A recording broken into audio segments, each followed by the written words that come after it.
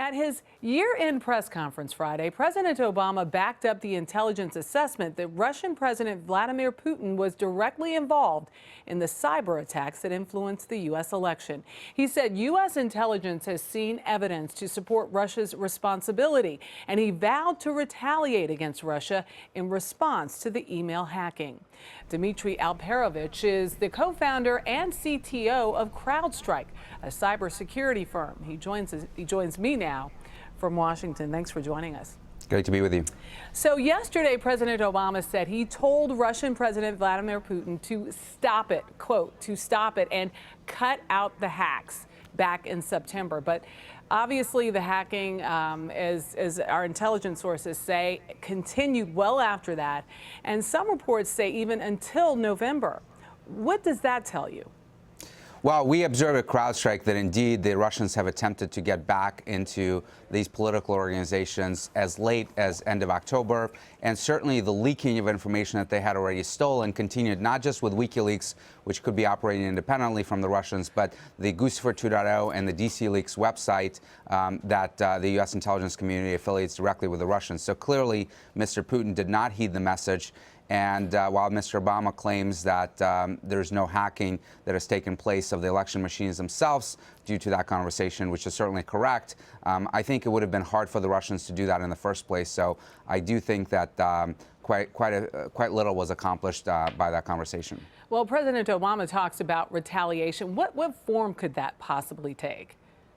Well, you have to look at a variety of things. So the retaliation, the most impactful retaliation will probably not take place in the cyber domain, because it's not about a cyber tit for tat. It's about really thinking about how do we influence Putin? How do we deter him from doing this again? How do we frankly deter other countries and non-nation state groups from doing this to us and our allies? So you have to look at a combination of perhaps financial sanctions, perhaps diplomatic efforts, and other things that would really pressure Putin and would send a signal to everyone else that this type of behavior is not acceptable. And this is a question that's been on my mind. When we talk about hacking, I mean, what does that technically mean? Is it possible that the content of emails and other source information, just data that's on a computer, that it could have been altered?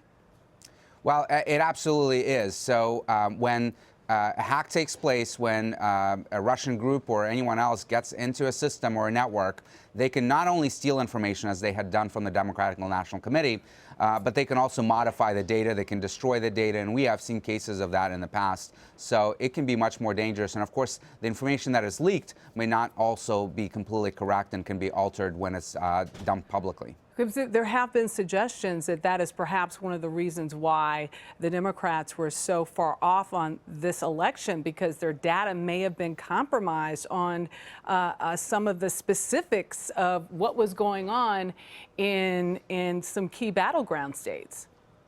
Well, there's no indication of that, but there's certainly evidence that the information that was leaked, some of the documents that were leaked, were modified by the Russians, were faked a little bit.